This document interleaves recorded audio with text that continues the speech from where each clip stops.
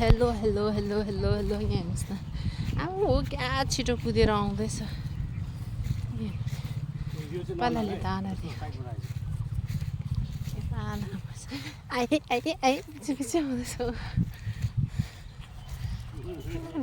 भुइँमा झरी गयो पाला उसलाई त बाँधेन रहेछ छाडै आउँदै रहेछ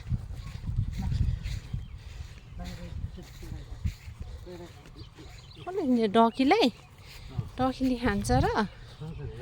अबि डकीले पनि खायो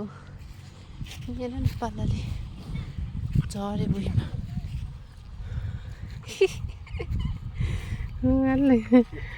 एक्लै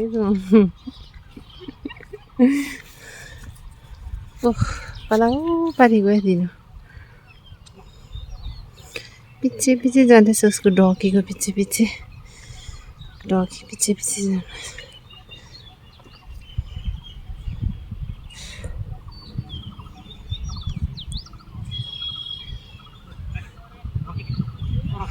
पाला यहाँ दिनुहोस् त उसलाई दिनुहोस् उसलाई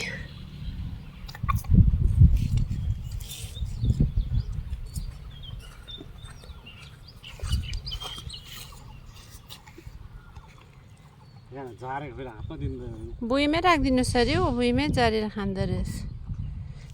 गौरीमा घाउ भएछ यो त अझै माटो लगाएर जाति भयो त मैले यो हो त्यो के भन्छ मालिकलाई नि सिकाएर यस्तो माटो हुन्छ नि भुइँको माटो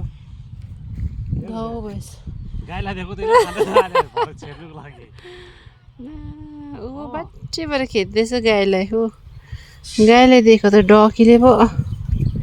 खेतो लाउँदैछ गाइस मौसम यस्तो छ यहाँनिर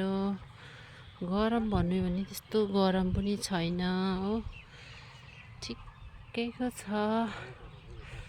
दिन चाहिँ राम्रो छ त्यस्तो गरम पनि होइन त्यस्तो उयो पनि होइन ठिक्कैको रहेछ